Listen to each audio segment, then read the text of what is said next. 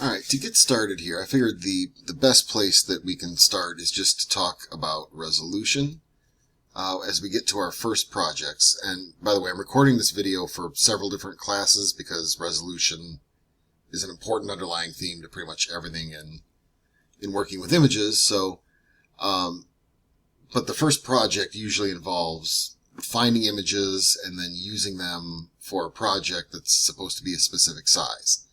So to understand that, we need to understand how resolution works. And there's two different types that we're going to talk about. So screen resolution, which is just how big the graphics need to be to look good on screen. And then print resolution, which is how large the images need to be to look good in print. So once we kind of decide what we're working with, like are we doing web graphics, some sort of kiosk graphics, anything that's on screen, or are we working with something that is printed on paper?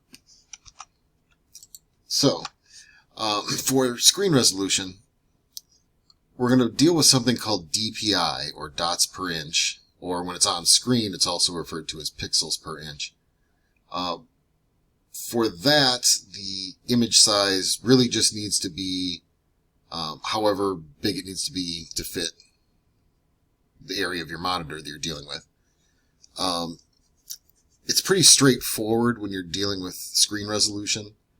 You don't have to find images that are typically too high resolution to fit. Most things will work within reason.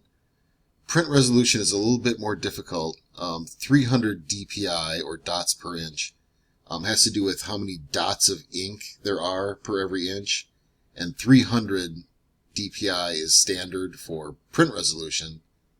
So that's quite a bit bigger than the 72. It's a lot more dots packed in per inch.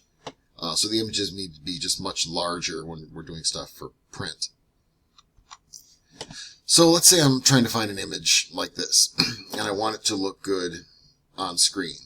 So first of all, you have to know really what size you're dealing with on your screen. So let's say, for example, I just want a graphic that's going to fill my entire monitor screen, like a desktop wallpaper.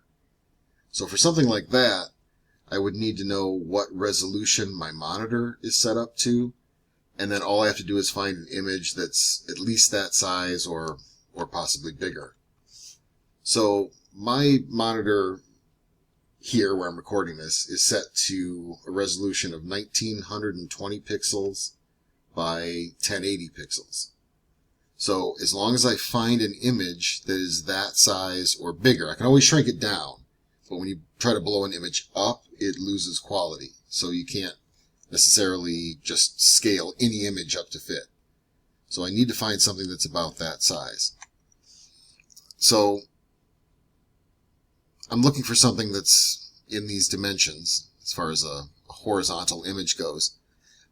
If I can't find one that's exactly like that, it's okay to crop a little bit off the top or a little bit off the sides. You just don't want to find anything that's, say, 300 pixels by 200 pixels, because then it's way too small and you have to blow it up and it looks terrible.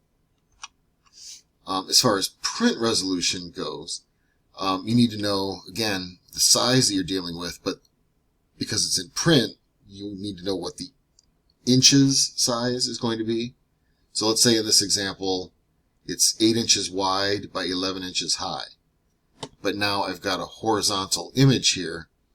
So really, I'm going to have to crop off a lot on the sides because I don't want to stretch the image or squish the image to try to fit in there. So I'm just going to have to lose a bunch on the sides. So, and don't worry about the mathematics of this, because you really don't need to know any of that right now, and I'll explain it per project. So, don't let all these numbers intimidate you. But to get 11 inches in height at 300 DPI for print, we need to find an image that's at least 3,300 pixels tall. And then because this is horizontal, I know I'm going to crop some off, so this really, the width doesn't really matter, as long as I know I can fit it height-wise. So once I put it in there, And by the way, this is an example of what not to do. When I fit this one, I squished in the sides so the whole image fits. But then you notice everything looks really stretched and elongated. It doesn't show up as much on landscape type images or abstract images, but when you have things like photographs with people in it, and you squish it, then all of a sudden their heads will look elongated and it'll just look terrible. So you never want to squash an image. So instead what you want to do is just try to frame it so that the parts that you want visible are there, and then you just crop off the edges. Or just try to find a vertical image instead of a horizontal image. That would be even better. But I just want to make it clear because a lot of people try to just squeeze things in by just squishing it, and that's one of the biggest no-nos as far as making images fit into a space.